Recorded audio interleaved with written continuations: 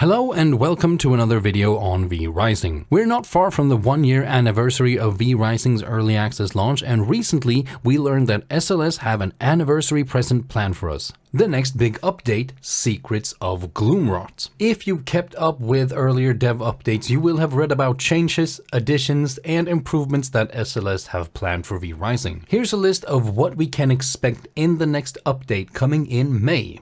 Let's get into it.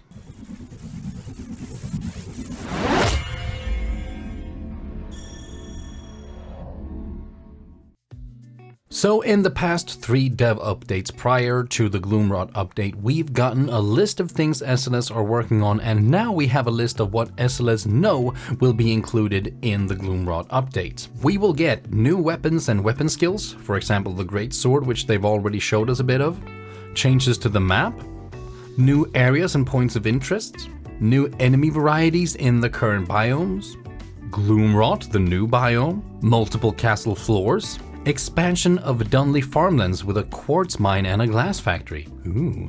Trading posts where you can trade with silver coins, a large spell overhaul, a new spell school, the jewel system that will allow us to customize our spells, legendary weapons, and territories, which is a revamp on how to claim land. The 2 things that stand out like a pair of fangs are of course the new biome and the multiple floors.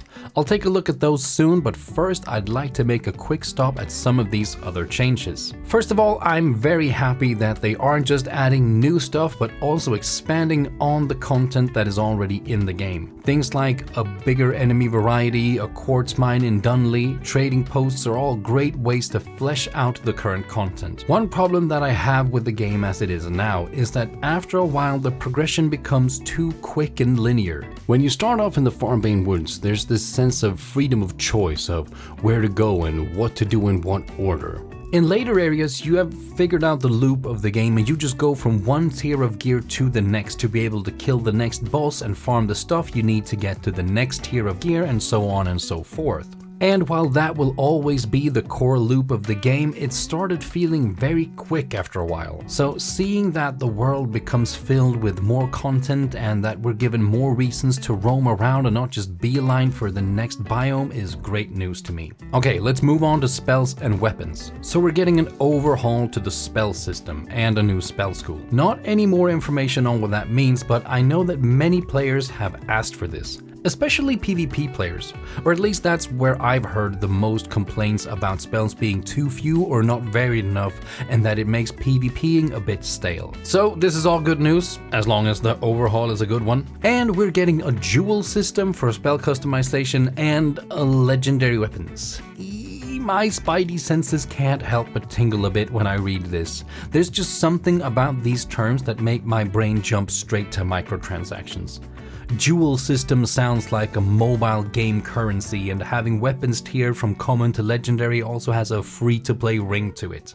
But I think that's just my brain being damaged from too much exposure to the toxic waste that is the modern video game industry. SLS and V Rising haven't indicated in any way that these will have anything to do with microtransactions, and I don't think it will. Jewels seem to be taking the idea of spell variety a bit further. I'm thinking things like extra damage, spell crit chance, cooldown reduction, stuff like that can be added to certain spells by the use of these jewels. And legendary weapons are probably more weapons like the general Soul Reaper. Weapons with cool names and special stats that we can find in the world, and that would be great. Personally, I think that more so than spells, the weapons in this game have a big variety problem. Almost every weapon that you get in this game is just an upgraded version of a weapon you've already had. Same thing, but this one's made of iron instead of bronze, and therefore it has better stats. It's not very interesting, and it adds to the feeling I talked about earlier of the game becoming a rush to the next tier of gear. You never care about a weapon, just its damage. Hopefully this helps combat that, and I would like to say now that I wish there were somewhere between 1,000 and 2,000 new weapons in the game. The more the merrier. Alright, new biome, Gloomrot. What is it? Where is it? Here it is! To the north of Dunley, between Silverlight and the Cursed Forest. The description of this biome reads as follows.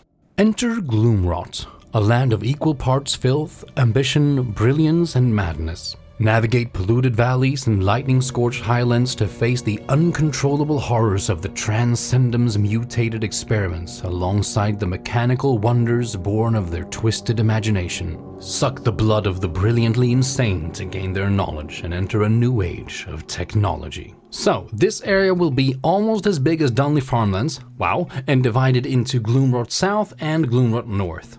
And it's inhabited by the Transcendum.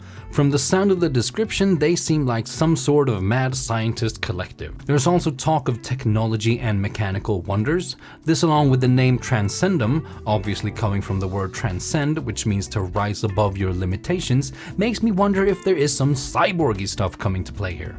Maybe we'll face enemies with mechanical limbs or straight up fight robots. I am very excited to learn more about this new age of technology we can step into by sucking the blood of these brilliantly insane people. And that's about all there is to say about Gloomrot. More on Gloomrot as it comes, the dev update says. So let's talk a bit about the multiple floors. This is huge. Being able to build vertically will solve so many problems. You need a lot of space in your castle to get all the stuff you need. In fact, I have felt that a lot of the crafting stations in the game have been way too big, and some of them could have been left out of the game entirely to not make it such a pain in the ass to fit them all into my castle. I still think this is a little bit true, but it'll definitely be less of an issue now that we'll need less space on the actual map to build a big castle. Another positive effect of this is that if each castle takes up less space, it'll make room for more players, which can definitely help keep servers alive and active. And aside of the practicality of it all, this looks pretty awesome. I'm really looking forward to getting back into castle building once this update is out. There's also a part in the dev blog about how they made this, and how V Rising is actually not a 3D game but a 2D game, which means that every time we've jumped over something before, our character model has really been immaterial passed through it, and the animation has made it look like we're going over it.